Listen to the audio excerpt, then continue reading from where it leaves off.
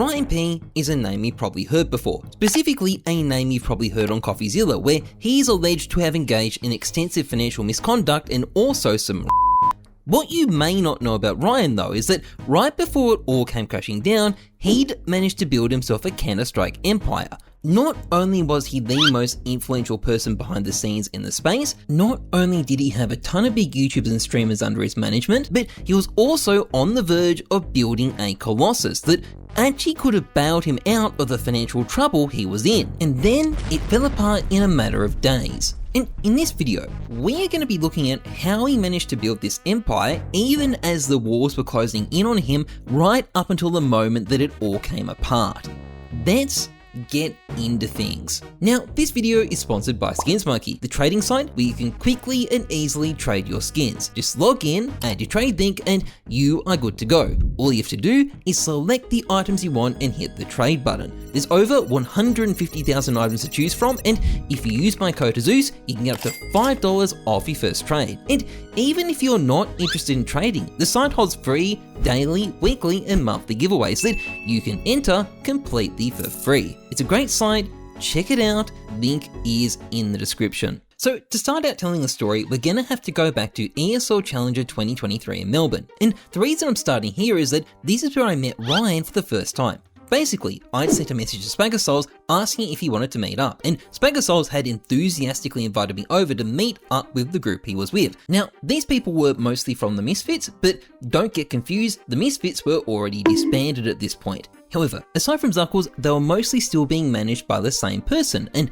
that person was Ryan. And as it happens, this was a very good time to be managing CS influencers because this was the absolute height of the CS2 bubble. Skin prices, views, and sponsorship rates had gone through the roof. So, I go to meet these guys. Ryan is the first person to introduce himself. I didn't know who he was at that point. Then I meet everybody else, and the event goes really well. Ryan seemed to have things under control. He had private security and a suite for everyone at the event. We go see everybody at the decked out influencer mansion Ryan is renting. He organized a really expensive dinner at a high-end restaurant for everyone after it as well. In fact, this really was the big influencer stereotype. It's the sort of thing kids imagine it's going to be like when they make it as a YouTuber, as opposed to the reality, which is working 12 hours a day at your computer.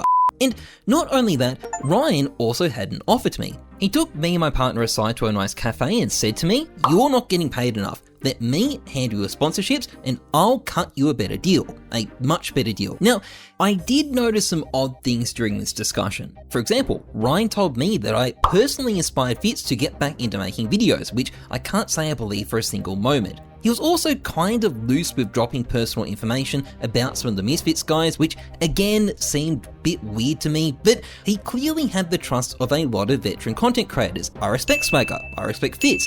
They clearly trusted Ryan, and Ryan was making me a good offer, and Ryan's also very charismatic as well, which obviously helps, so I said yes to his offer. So I head back to Sydney, I get back on with work, and Ryan very quickly cuts me a much better deal with my sponsor. Suddenly I'm making a lot more money than I used to. But not only that, Ryan's got another event he wants me to go to. Blast Paris, the final ever CS2 major. It's going to be a big group of creators. We're flying first class for it. I have to pay, it's not free or anything like that, but after all, I did just get a big pay rise. So I say yes. And at this event, I realize Ryan's tendrils go even further than I thought. He's got us set up with backstage access and a private area at the major. He's got connections with production who literally film us in the crowd. He's able to get special media roles for Fitz. In fact, Swagger and Fitz almost ended up casting a game. He's got connections with major gambling sites who are hosting high-end dinners, and he's also got about 2/3 of all of Counter-Strike's influencers at the event. In fact,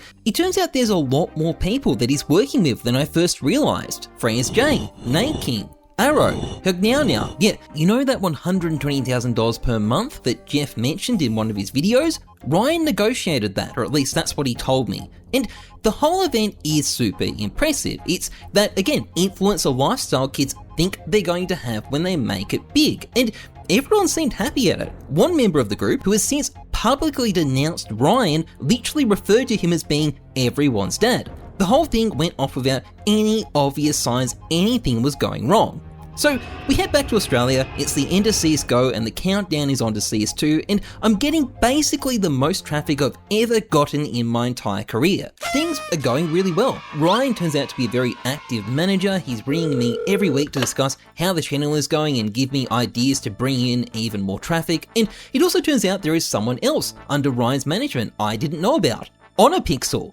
And true to form, Ryan starts telling me details about Honor's sponsorships that probably should have been kept confidential. And speaking of sponsorships, well, there's something else Ryan wants to talk about.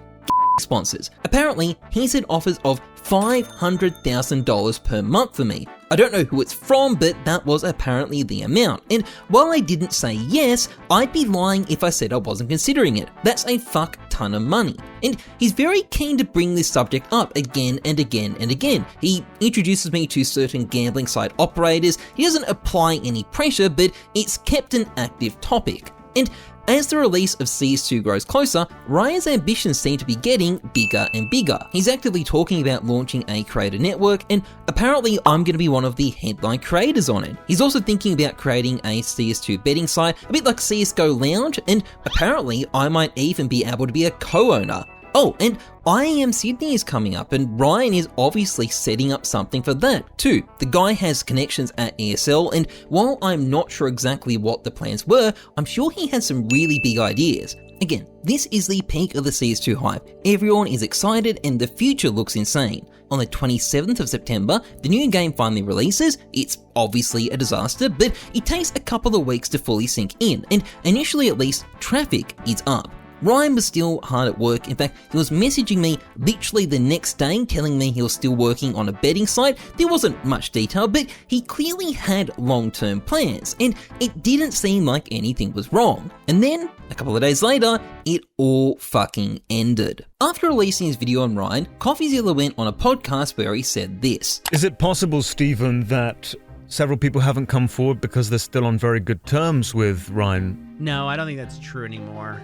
I think there were some holdouts. I know some stuff happened behind the scenes as well with some of the creators that were on good terms with him. Like, he betrayed some of them in a really deep way. Like, the final people who still were working with him, he betrayed them at the very end. And what Coffee's talking about here is the moment Ryan's CS2 network imploded. Basically, on October the 4th, I woke up to a DM from a streamer who'd spoken to a YouTuber, who'd spoken to a streamer, who'd spoken to a veteran creator Ryan was managing, and that creator had accused Ryan of financial misconduct. News of the allegations was spreading like wildfire, and literally everyone was cutting ties and running from Ryan. Over the next week, additional bombshells started to drop.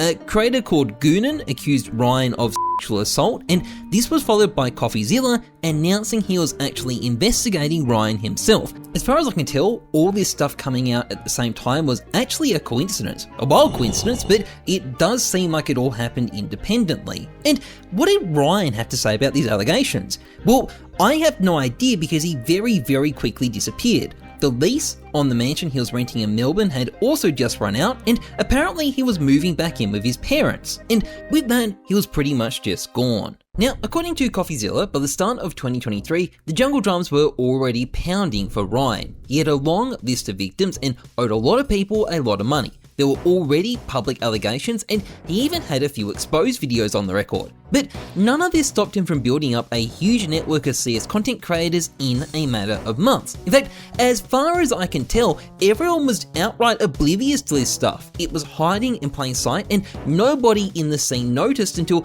after Ryan had literally fled. So, how did this happen? Well, the sad truth is, it all makes complete sense when you realize who content creators actually are.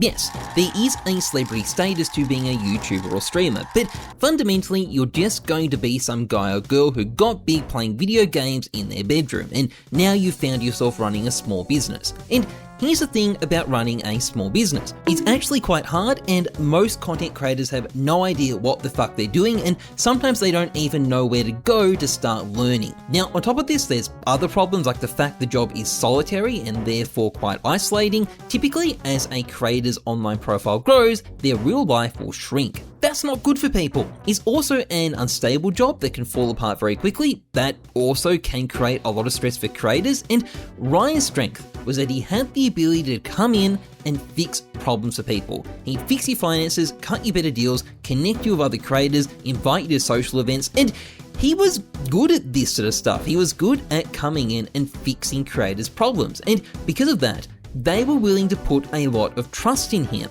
And what about the allegations? Well, as far as the merch company goes, all the people who were claiming he hadn't paid them were outside the CS space, and CS content creators don't really talk to creators outside of the CS space, so no one noticed that. Weren't there also a bunch of people in Melbourne who'd said they'd had horrible experiences with Ryan?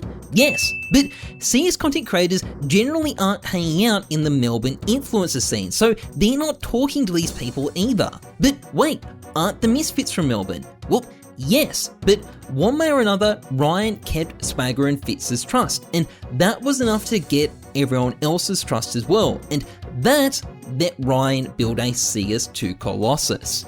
And it very nearly ended up bailing him out. Anyway, that's pretty much it for this video. See ya.